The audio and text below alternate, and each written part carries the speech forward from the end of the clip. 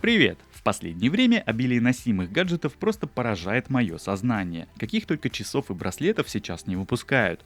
Умные и не очень, спортивные и для здоровья, получасы, полубраслеты, в общем, любая уважающая себя китайская компания как минимум уже успела выпустить хоть один подобный гаджет. Эх, было же время, когда люди обходились обычными ми-бендами и просто считали шаги. В нынешних реалиях этого уже мало. Сегодня в видео я расскажу тебе про новые часы от компании Away, которые по их же собственному заявлению умеют мониторить пульс, кислород, артериальное давление и температуру тела. При всем при этом стоит данный девайс всего $22, но это без купонов и скидок. И вот если пульсометром и оксиметром нас уже давно не удивить, спасибо Huawei Honor, то остальные два параметра рождают больше вопросов, чем ответов, особенно за такие деньги. К слову сказать, не так давно вышеупомянутые Huawei выкатили на рынок часы с измерителем давления, но там, извините, и ценник установлен в $600, и вот как-то при такой цене хочется верить, что часы на это способны. Здесь же скорее используется какая-то вшитая формула, что на основании показателей пульса выдает некое абстрактное значение. Кстати, и такое я уже проходил с часами The Blaze Aries, когда делал на них обзор. Там я сравнивал результаты с медицинским прибором, и часы мое давление ни разу не угадали. Подозреваю, что здесь картина похожая, ведь даже софт для смартфона в этих часах используется практически такой же. Тем не менее, как впоследствии оказалось, остальные заявленные параметры часы измерить способны. Расхождение с моим основным девайсом Watch Fit как по кислороду, так и по пульсу не такое уж и сильное. Я бы сказал, что оно практически не отличается. Датчик измерения температуры Huawei H8 физический и расположен на внутренней стороне корпуса рядом с пульсометром. И так уж произошло, что где-то с недели-две назад я переболел с температурой. Пару дней держались стабильные плюс-минус 38 градусов. И каково было мое удивление, когда в домашних условиях часы выдавали точно такой же результат, что и мой обычный градусник. Так что этот момент без помещения часов в экстремальные условия можно считать рабочим.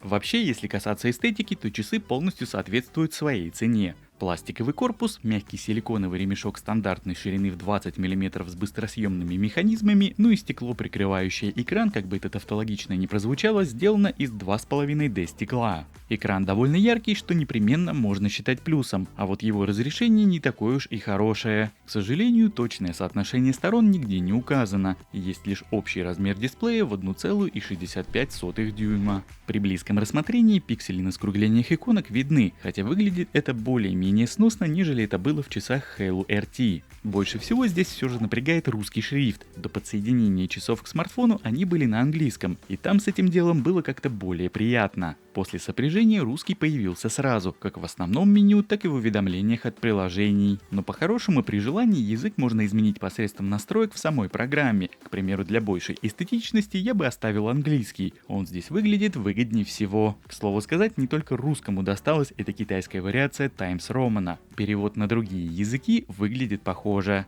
Помимо всего прочего, часы также не обладают и сверхскоростным откликом. Меню скроллится с подтормаживаниями, а некоторые пункты открываются с небольшой задержкой. В принципе, за эти деньги какой-то молниеносной работы я и не ожидал. Тем не менее, если говорить о спортивном мониторинге, в часах доступны 24 вида активностей, среди которых имеется и отдельная для плавания. Часы имеют довольно высокий класс пыли влагозащиты по стандарту IP67. Погружение под воду до 50 метров выдержать они должны. Причем, что удобно, при активации функции плавания экран блокируется от касаний. Остановить тренировку можно только путем нажатия единственной физической кнопки, расположенной на правом торце корпуса. К слову сказать, механизм этой самой кнопки слегка туговат. Придется приложить некоторые усилия для ее активации.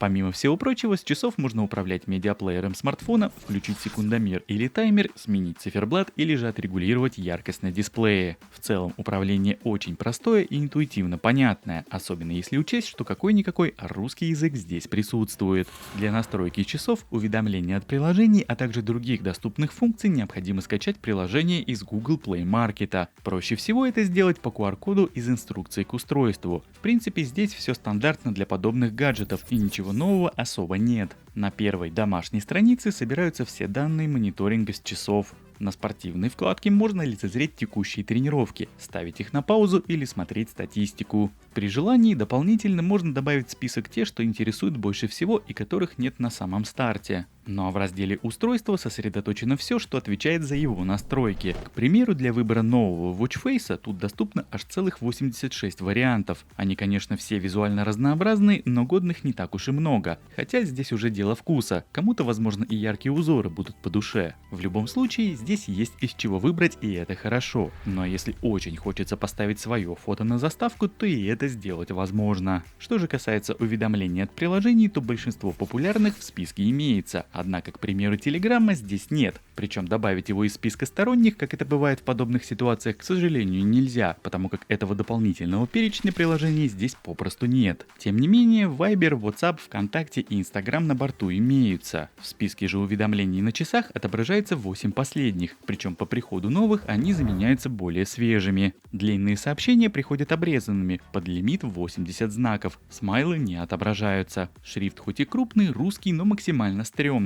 Это, конечно, лучше, нежели в часах от Halo, но выглядит все равно не особо красиво. Тем не менее, пробелы имеются там, где они должны быть, и читать можно разборчиво. Встроенного динамика в часах нет, оповещения приходят с вибро. Моторчик довольно топорный, но зато от будильника ты точно проснешься. И, к слову сказать, установить график пробуждения можно только из приложения. На самих часах такая функция отсутствует. Если же говорить об автономности, то заявленные 8 дней часы живут исправно. Лично в моем случае с периодической сменой часов на другие они спокойно прожили больше 3 недель без подзарядки. Вообще режим ожидания меня здесь порадовал. Они не расходуют заряд впустую, когда просто лежат на полке. Пульс, сон и прочие данные в состоянии покоя они не снимают, что здорово так экономит заряд. Так что я охотно верю в заявленные 60 дней в режиме ожидания. Хотя с другой стороны, зачем покупать себе часы и держать их на полке 2 месяца, мне не особо понятно.